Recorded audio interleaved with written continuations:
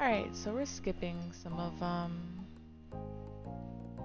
the DLC because I just want to get to Dexter's DLC first. So yeah, that's what we're going to do. I have my beverage with me. We're gonna start reading. Alright. I'll never get tired of that view. You stood beside your moms and Lizzie as the four of you watched the sun dip into the ocean somewhere far, far away. You like to imagine it cooling off in the water, resting itself before getting ready to shine brightly again tomorrow. That was a fun day. I didn't know they had magicians on the shopping street now. Neither did I. Oh no, we are so dull. Let's get out more.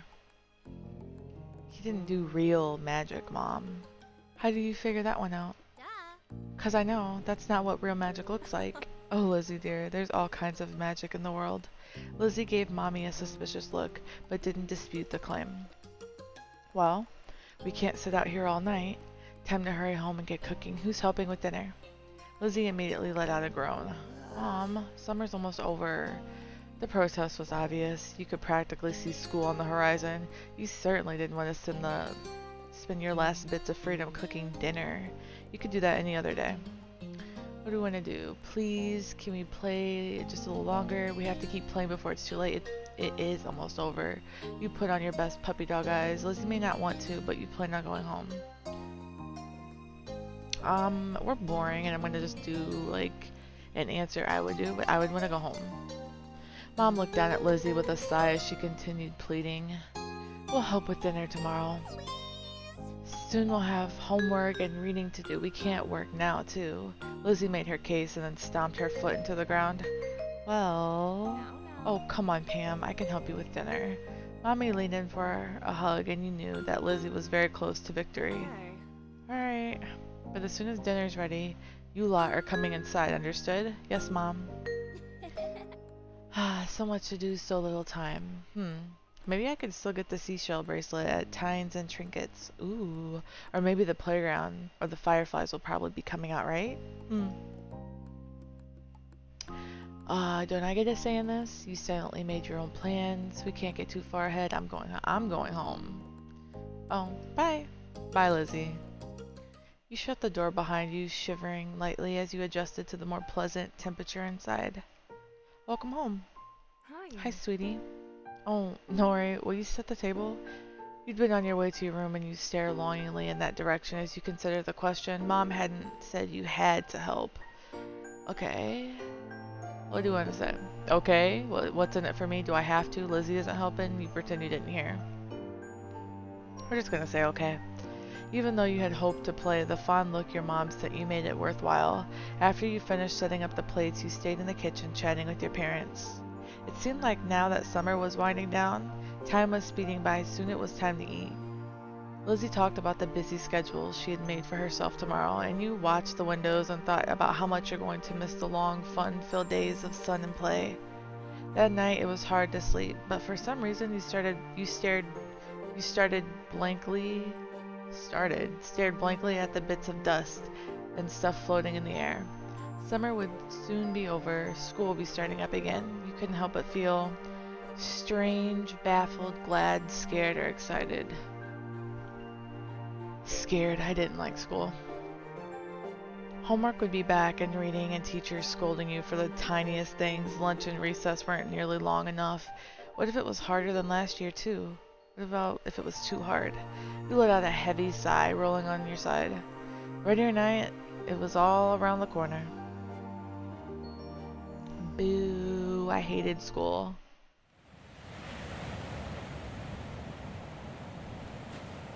In between, okay?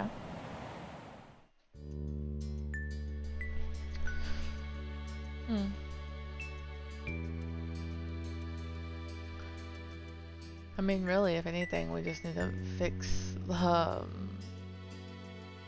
the hair, since we're older now.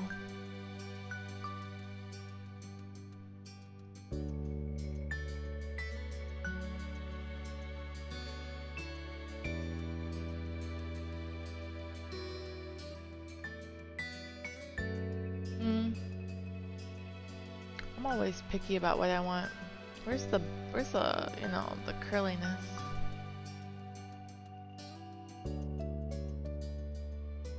Those are cute, but no.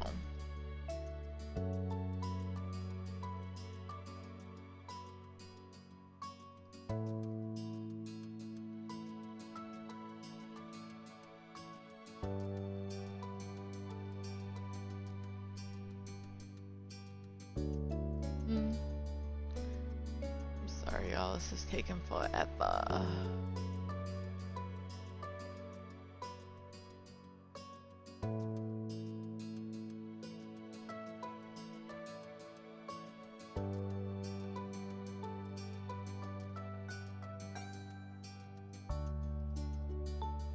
No. Even though I've had to split bangs before. Just no. Curled. Thick. Curled. Hair front color. Hair, okay, change page.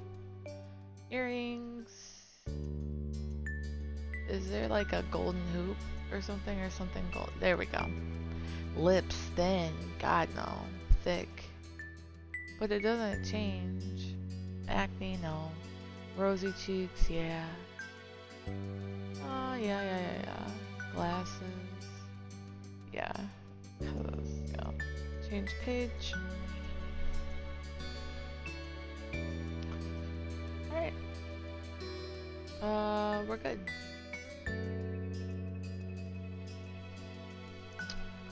Oh, we'll be fond of you know, Cove. Choose to customize Cove or let his prior experiences determine it.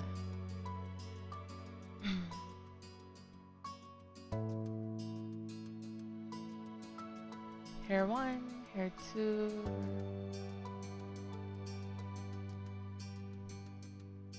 No glasses. Shirt. What shirt do we want on Cove?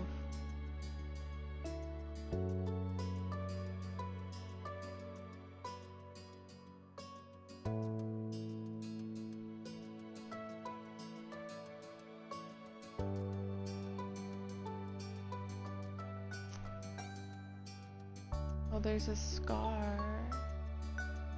PJs.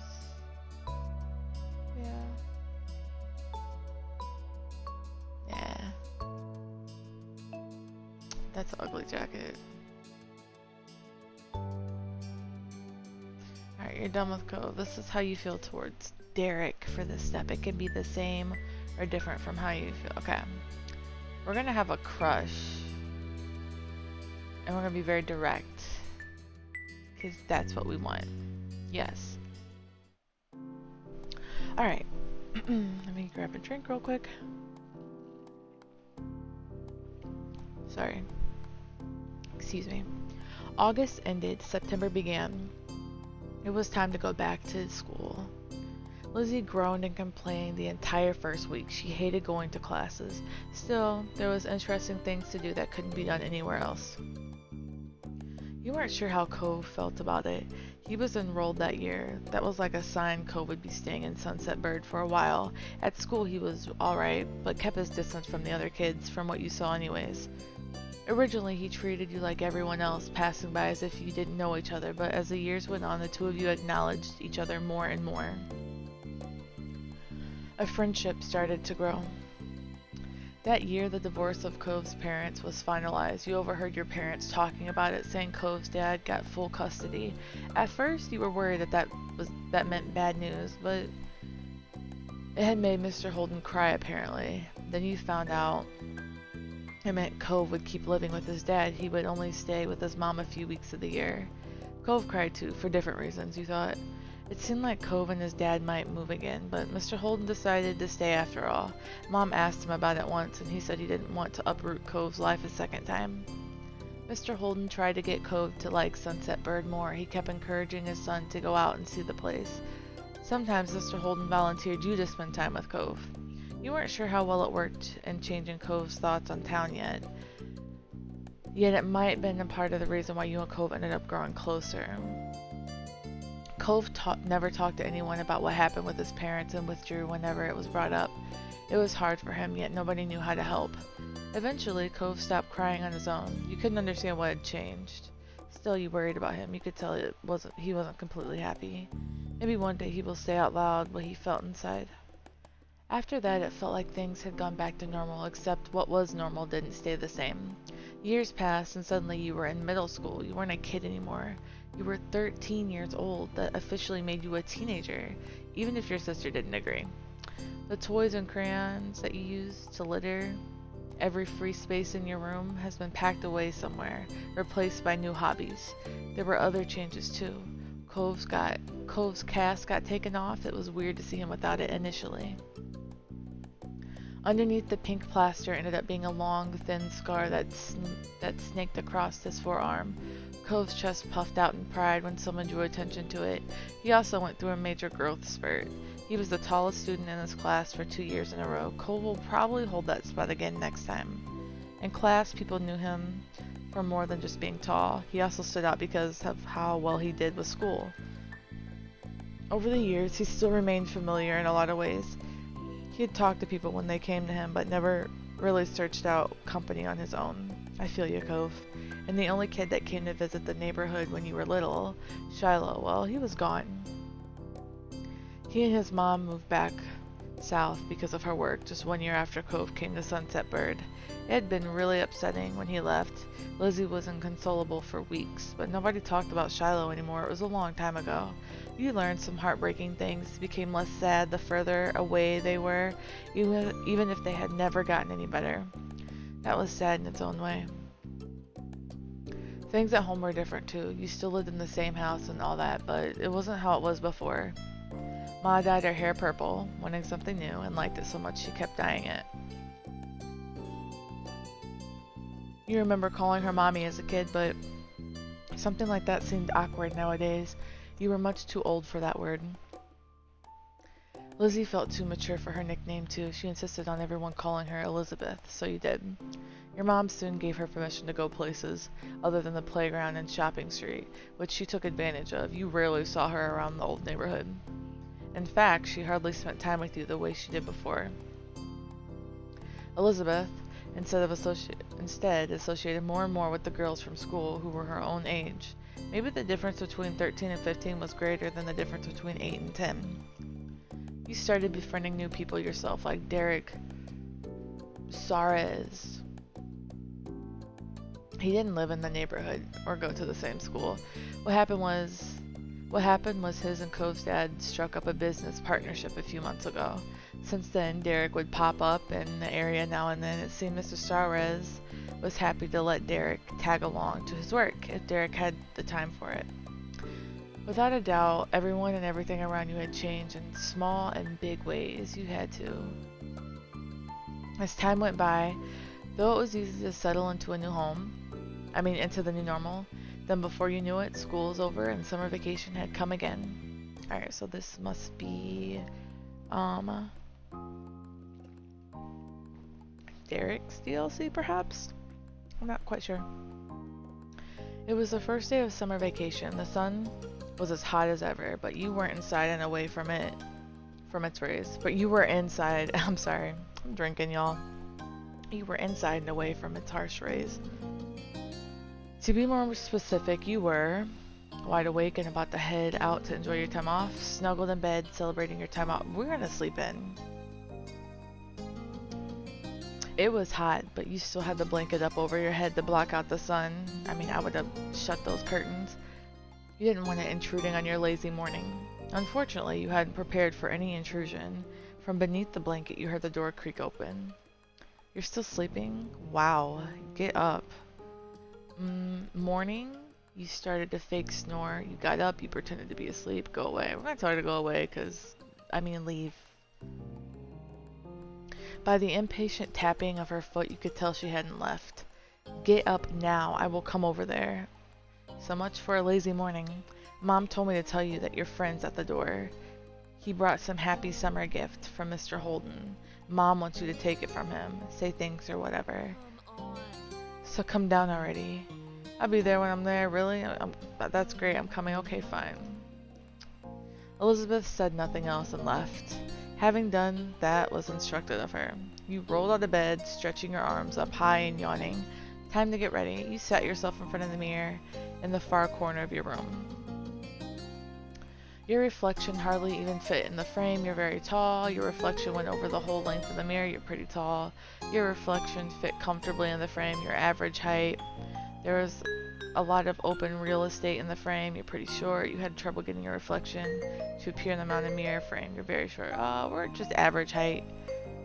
Cove was really tall. Derek was kind of short. And you were pretty much the exact height that someone would expect for a 13-year-old. You liked your height. You weren't sure how you felt about it. You were kind of self-conscious. We liked it. We don't care. It suited you well in your mind. And then you put the finishing touches on your outfit while ruminating on the situation. Careless as they had been, Elizabeth's words piqued your curiosity. You planned on going over to see what Cove was up to, so this worked out in your favor. Your reflection grinned back at you. You were looking forward to seeing him. You left your room, taking an easy time down the stairs. We made him wait forever.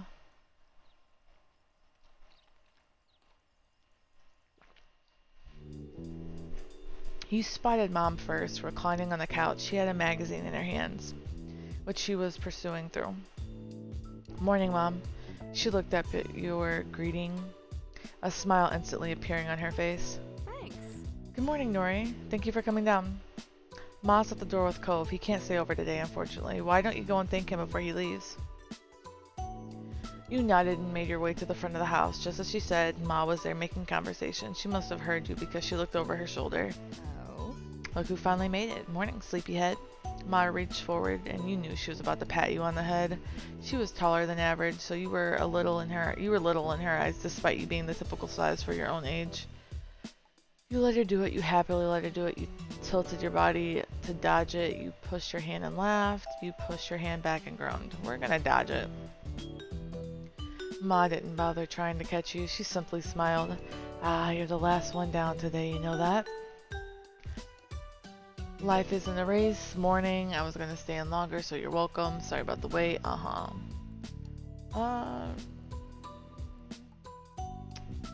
Wasn't gonna stay in. Yes, thank you for gracing us with all your presents this fine day. With a small laugh, Ma stepped aside. Cove was just as you remembered, exactly how you came to know him to be.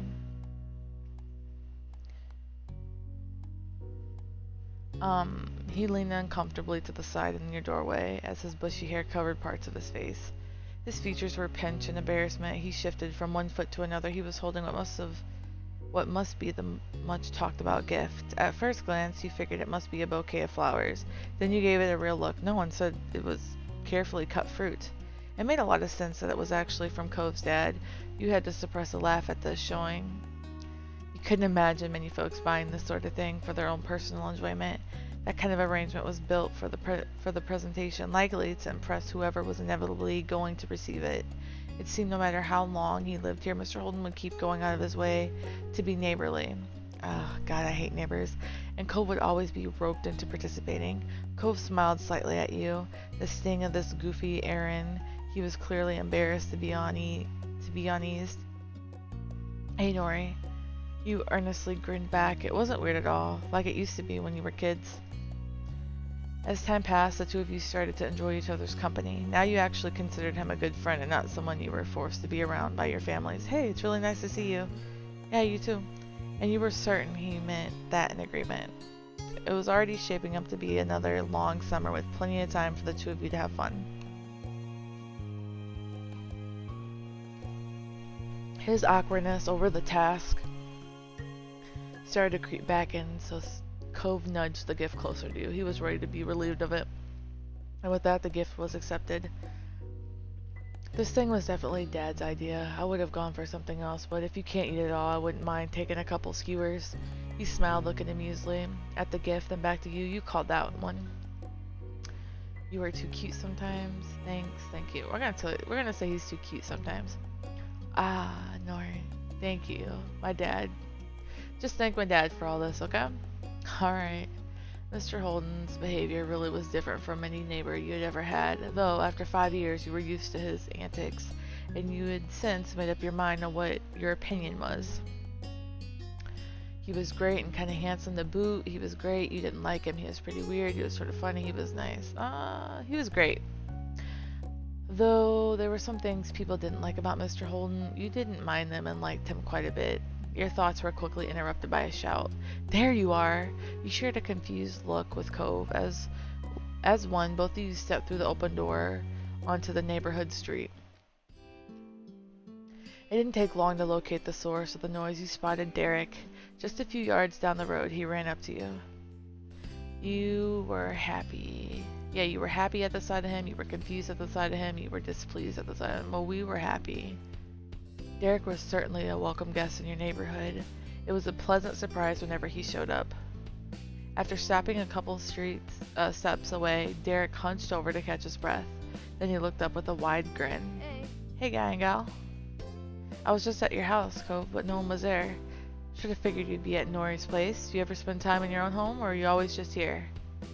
Derek laughed at his own joke. He either didn't notice that it embarrassed Cove, or the embarrassment was what he was actually laughing at. Derek turned to you. He was going to say more when his eyes widened and he gasped. What's that? You followed his gaze, unsure. Then you realized what he meant. You were still holding Mr. Holden's gift. This? It's kind of like a bouquet of flowers, but made out of fruit. Nice. Can I have some? Maybe you can have some later. It's a gift for my family. I can't give it to you. I haven't even tried it yet. Sure. Yeah, let's share. Derek grew more excited by your words, bouncing on the balls of his feet. Awesome. Then he nodded his head as if to clear it. Anyway, that's right. I came here because I needed to say something big. He paused, possibly for effect. There's some other kid here in Sunset Bird. Cole was as surprised as you were by the news. Such a reaction made sense. No one around your age has moved here since Cove did 5 years ago. Were they with their family? Maybe they were cutting through. Nuh-uh. The new kid was all by himself just walking. Did you talk to him? Nope. I came to report the sighting right away. The kid had green hair, glasses, was pretty small, and seemed really upset about something. I hope he didn't leave. You blinked slowly. You looked over to your longtime neighbor. That sounds a lot like you, Cove, when you first got here. Oh, yeah, I guess that was me back then. Derek snickered good-naturedly. I can see that really well, now that you say so. But, what do you say? Let's go find Cove's look-alike. We should all meet him. I'll do it. Sure, I want to see who this person is. Derek grinned and he pointed down the street, the way he came. Last I saw him, the mystery visitor was going this direction. Nothing else needed to be said. The three of you were off, with Derek leading the way. Derek brought you to the beach, and as a trio, you made your way down the shore to the old playground. You walked the familiar path in a comfortable silence. When you were almost there, you spotted the kid in question. His bright colors almost shone like a beacon beneath the rays of the sun. He scuffled around, kicking up the sand as he paced. It was true, he certainly seemed upset, but you didn't think he was sad, like you originally pictured. Excuse me, I burped. No, with his erratic movements and scrunched up expression, he came off angry. He started to have doubts about this expedition. Maybe it'd be better if you left him alone and let him sort himself out. You shared a look with Cove. He was equally reluctant to start up a conversation. Derek didn't feel the same. He waved wildly, calling out to the boy, "Hey, guy, over here." Ooh, this one. The kid whipped around an impressive scowl, carving deeper on his face. His eyes were tired, but a strong hostile energy still radiated from him. What? Oh, what is it? What do you want? The sharp tone made Derek flinch. He shifted on his feet. What's your name? Jeremy. Was that it? No. I'm Derek. That's Nori and Cove. We were just walking around and saw you. Wanted to say hi. There aren't a lot of kids our age in the neighborhood. Yeah, so it's cool to see someone else here. Strangely, Jeremy grew furious by your response. If steam could erupt from a person's ears, it would have happened then. They did bring me somewhere stupid. Of course, I knew it. What? My parents. They're the ones who brought me. I didn't want this town. Can you not figure that out on your own? My dad brings me to Sunset Bird too when he has to come for work and all that stuff. It's not bad. That earned him a glare from Jeremy. Derek winced beneath it, glancing away. It was a struggle to remain friendly with this Jeremy guy. I mean, I wouldn't want to come here for a real vacation probably either. That's an understatement. This doesn't count as a vacation. It's a waste of time, a chore. My parents' family is nearby and we just had to come see them. Ugh. If they're your parents' family, doesn't that make them your family too? That's a pretty good reason to come by. Did you want to go somewhere else? No. Jeremy crossed his arms with a huff. He turned away. They should have gone by themselves since they cared so much and left me home, but I'm not allowed to be by myself. Pfft, makes no sense. They're the ones who don't know how to do anything, and I'm the kid? Who peed in your cereal this morning? Calm down. You don't have to yell so much. We just said hello. You don't have to keep complaining to us. Sorry, it must suck being forced to do something you don't want to. You shouldn't talk about you right.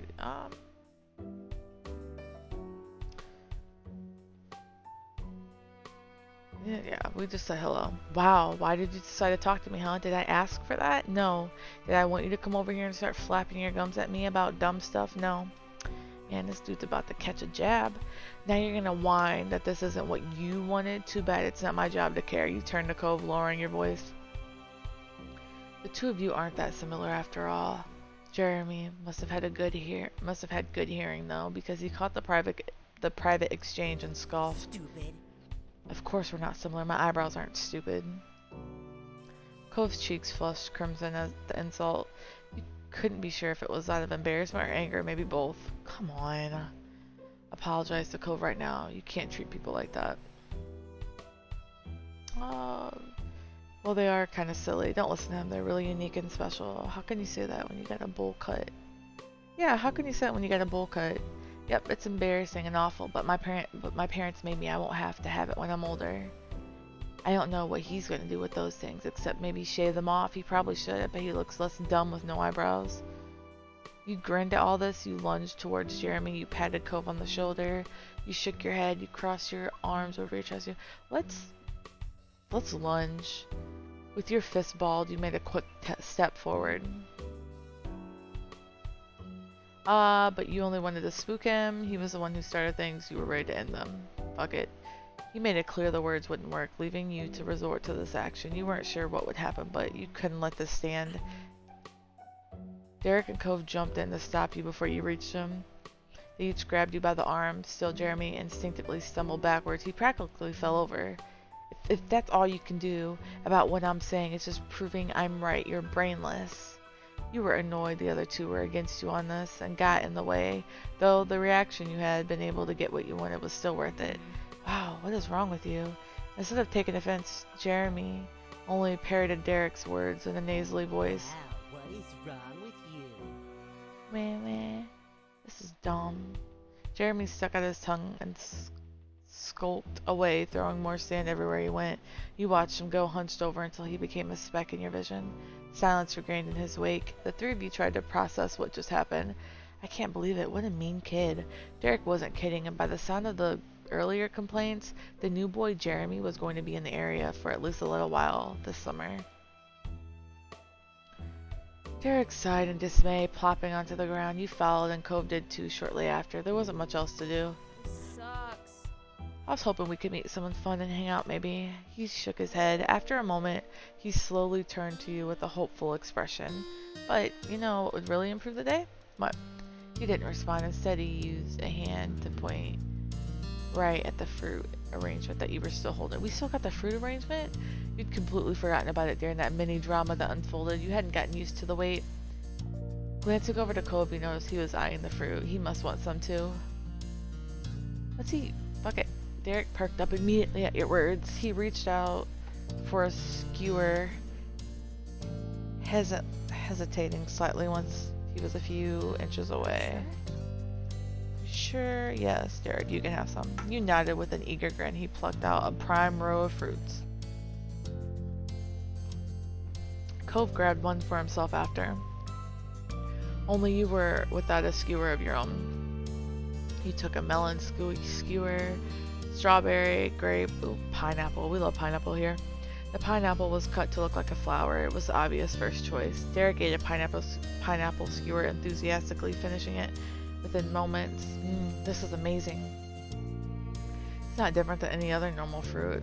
It's kind of worse. These have been out in the open with their skins off for a while. Sheesh. Hey, you two remember the Land Before Time? The fruit thing makes me think of it. The dinosaurs all liked the leaves that were shaped like stars. 3 stars. Yeah. Yeah, chopping leaves looked so delicious when they did it. And there was that scene with the pretty trees and all the dinosaurs came in and picked everything off of them until there was nothing. That's us right now. Awesome. Do you think things taste better when they're shaped like stars? Eating leaves looks good. Should I worry about you? That movie's for kids. I didn't like that one. I never seen it. I love that movie. Me too.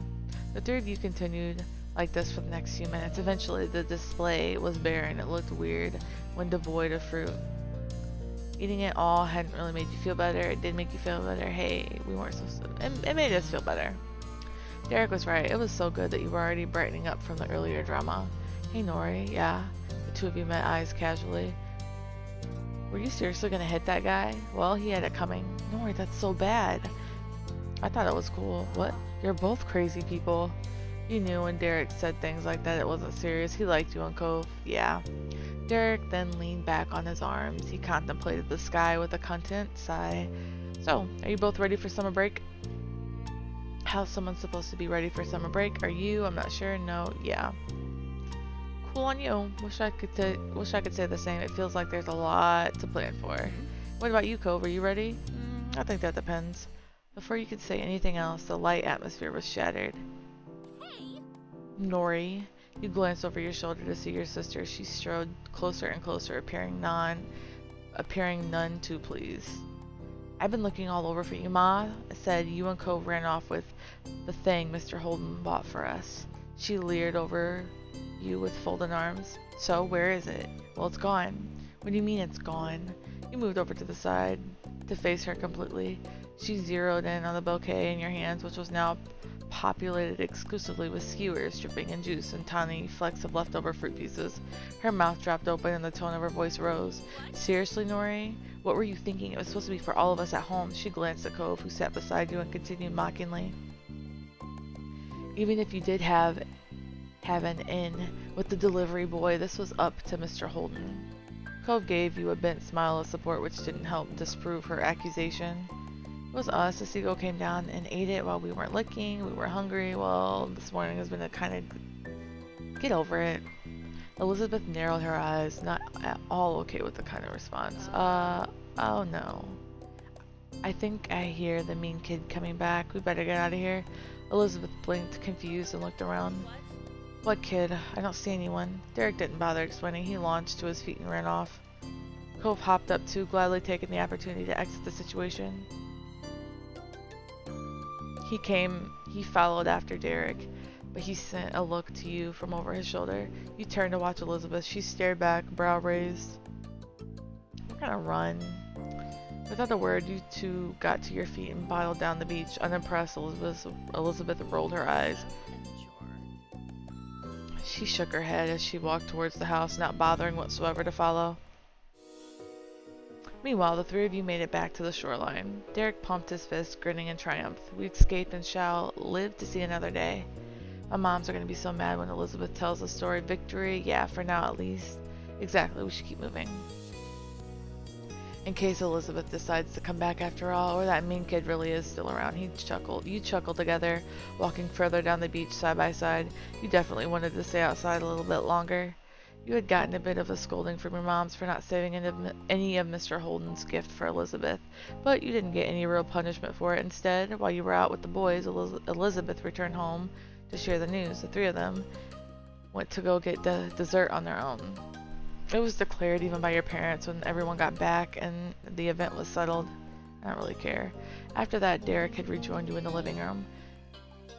He had elected to stay outside for an extra time so that you could face the potential scolding from your family without him witnessing the embarrassment.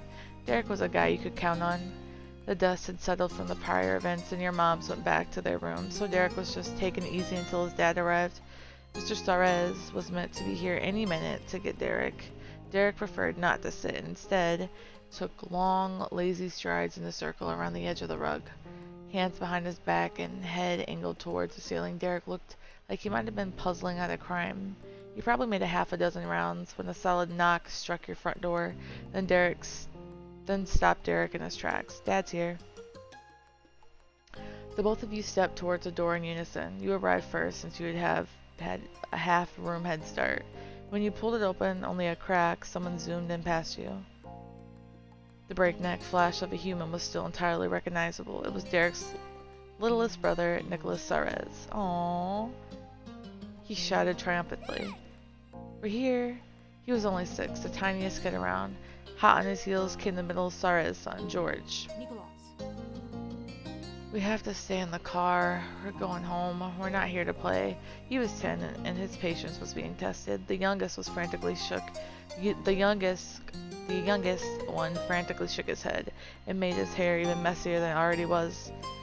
Nicholas's hair, as wild and free as he was, hair clips in his parents' minivan couldn't contain the energy, which might have been surprising considering he loved cars enough to wear a shirt covered in them. But you knew Nicholas loved Derek even more. Staying right where he was, inside your home, as his even older brother's side, Nicholas gave Derek a big hug. I came to get you. Derek bent down to scoop Nicholas in his arms in a fond squeeze, though he kept his face tilted up to make eye contact with George. Hey, bros. Side by side, Mr. and Mrs. Suarez trailed in. The resemblance between the parents and their children was clear. Derek and George were a spitting image of their father. George was even sometimes called Junior, while Nicholas was a mommy's boy.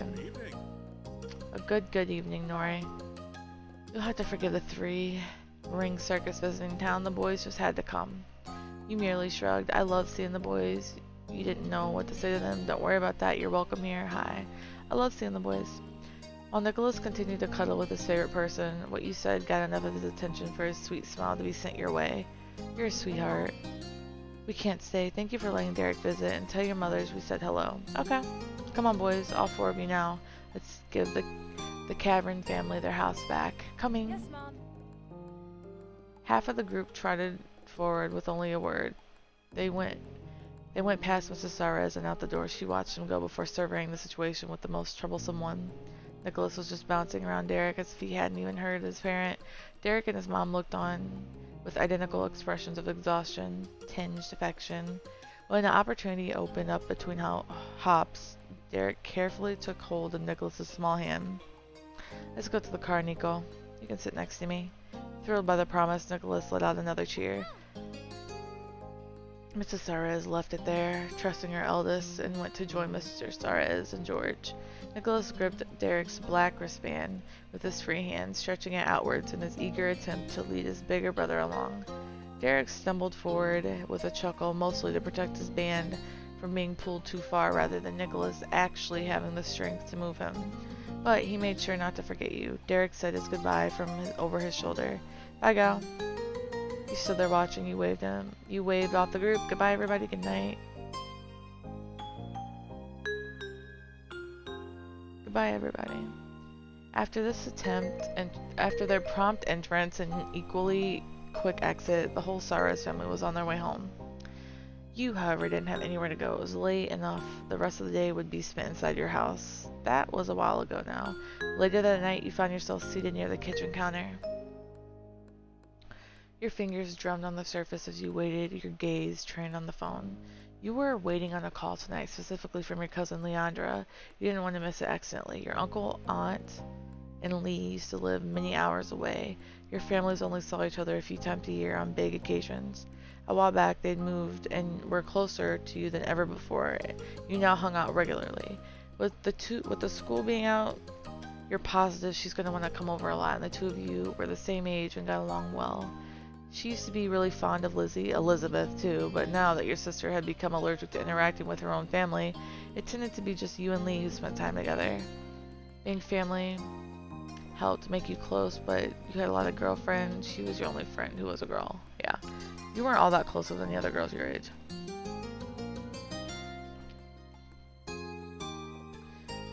But you had plenty of other friends, but you didn't really have a lot of other friends. We didn't. We're a loner.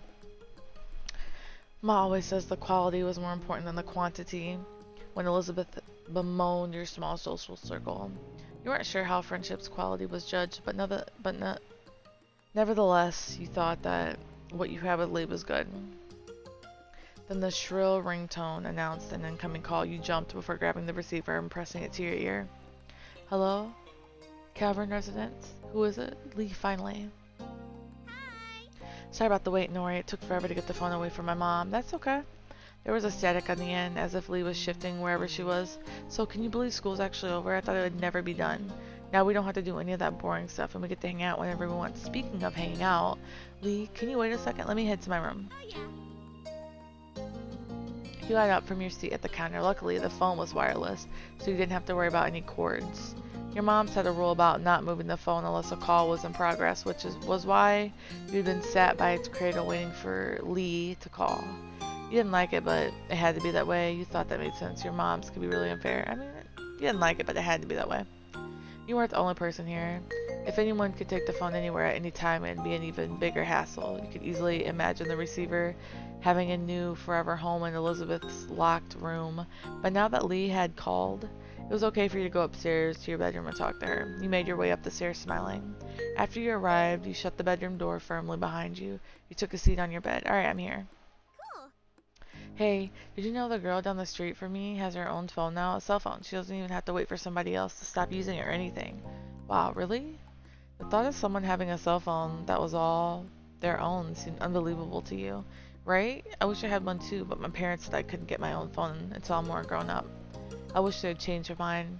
We could call each other every single day and no one would be able to stop us. How great would that be? Too bad it's so far away, but wouldn't I still be using the home phone?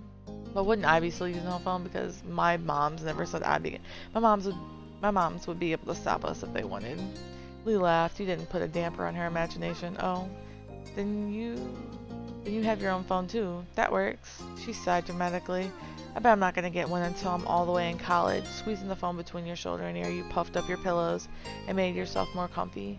It was strange to think of a time when normal school would be over and you'd have to choose whether or not to go to college. School is such a big part of your life right now. You worked hard for excellent grades. Everything in your classes came easily to you. You didn't bother at all in school and your grades reflected. You tried much. You never tried much, but you still didn't do that bad. You worked about as hard as most people and got pretty average results as well. Studying didn't come easy to you, though you tried. We're just gonna do average. You worked out about as hard as most people, but got average results. You guessed that was reasonable enough. You felt a lot of pressure to get higher grades than you did last year. You hoped to do just as well as this year, but it wouldn't be a big deal if they dropped some. You were confident your grades would remain great. You had no plans on getting it. Yeah, I'm pretty confident they'd stay the same. You could definitely turn things around from here on. Yeah, you tried to sound engaged, but your mind had decided to go back to school despite the season. Lee knew you too well to be fooled. You sound so spacey. What's up? Just thinking about school. Lee groaned. Are you thinking about how we don't have to think about it because it's summer? That's what I'm doing. Come on, it's too scary not to think about it. It's awful. I hate going. Let's make a petition for more vacation time. I'm looking forward to going back. It's so awful. I hate going. I get what you mean. Though I guess school isn't all that way bad. You can do some good things there. You can just do more when school's out. There's nothing good about my school. The cafeteria lunches at my school could be better than they had any right to be. It's the easiest way to hang out with people not in the neighborhood. Gym is pretty great. Learning new things can be cool. There's nothing good about my school. I did not like school. I won't fight you on that. No, I declare. The topic of school is officially closed. We have to talk about this summer first before we start plotting the rest of our lives. I've got some plans already. Ooh, tell me. I'm gonna visit my cousins. You chuckle, of course. What's something you want to do? The first thing that comes to your head. I don't want to do anything at all. It's a vacation. Probably I'll spend my time at the beach. I'm gonna catch up on movies and TV, reading. I've got some new art supplies. I want to spend time. Gonna catch up on movies and TV. I need to do that too. You lean back in your bed, settling in as you continue chatting with your friend. Even though it hadn't been that long since you saw her, you'd seen her soon enough. You found plenty to talk about. For one, the events of the day. You sat up straighter. I was with Cove and Derek today and we met a new kid. Like at your neighborhood? Mm-hmm. His parents are visiting. So it sounds like he'll be around for a little while. I don't know how long. What was he like? Terrible. Kinda interesting, weird, mean, creepy. He was mean. He kept snapping when all we were trying to do was talk to him. He kept trying to be rude to everyone. But especially Cove, it was awful. I don't think I want to meet him. You want a boy to stay away before even meeting him? That's an expected twist. Your cousin was pretty popular with the boys who knew her. She seemed happy enough to have them around until they started to annoy her. Who Who are who are you to talk? Cove and Derek are always around. They're both boys, you know. Oh, you weren't able to say anything to that. I'm not the one who invites them. They show up on their own. They are not always around. It's not saying that's true. I mean, that's true. Lee laughed at your affirmation, deeply amused. Even though she couldn't see, you shook your head at her, grinning to yourself. There was a stomping noise approaching your room, hurtling. The arrival of your irritated older sister. She flung the door open, a frown etched on her face. Come on. How long are you gonna hog the phone? Glancing at your watch, you realized that the quick call had gone much longer than anticipated. Elizabeth held out her hand, the other one logged on her hip. She noticed the realization on your face. Time's up. No, get out of my room. I'm still using it. Sorry for being too long. With a sigh, you say your goodbyes. No, get out of my room. I don't think so. You can't have everything in the world. Neither can you, or fine. Neither can you. I'm not the one asking for it. You had your turn. Now you want to get mine too because you were first. In your dreams, I will get Mom's. Fine, you glared at her. She glared right back before whipping around, shouting out your door. Mom, Nori won't give me the phone and it's way past my turn. She hollered back up the stairs. Let Elizabeth have her turn. Sharing is caring, and you only get rights to the phone if you use it responsibly. You heard her. Fine. Really, I have to go now. Okay, see you soon. Tell Elizabeth and your moms I said hi too. You barely pressed the end call button when Elizabeth whisked the handset from your fingers and began dialing someone new as she strode out the room. Your mom's voice called from downstairs. Hey, has anyone seen the phone? I'm using it. With that, she shut your door behind you. Silence was left in the wake. That was one way to end your first day of summer break. Sometime later, it has gotten dark and you laid in bed wide awake. Your window rattled all of a sudden, startling you badly. You flinched, staring over at it with furrowed brows. From your vantage point, you saw only the moon and open sky. You were... Curious noise, confused, scared, curious. What had caused that noise? Cocking your head up, you sat up and moved closer to the window. You wanted to get to the bottom of this. To your utter shock, you gazed. You were met by a pair of familiar ocean blue eyes. Cove? You squinted. Yep, Cove was right outside your window. Your house was very angular, and some parts stuck out further than others, so it was theoretically wouldn't be hard to climb around. Still, just because someone could didn't mean you expected it to ever happen. To his credit, Cove was doing fine. His feet were braced against a section of the wall that jutted out, his arms flexing with the effort to keep him upright. He easily lifted a hand and waved at you from the other side of the glass. You hurriedly opened the window. Cove climbed over the ledge, releasing a breath once he was safely inside. Amazing, my dreams have come true. You're lucky I didn't start screaming. Is everything okay? What happened? This sure is a surprise, but you're always welcome here. What's up, Romeo?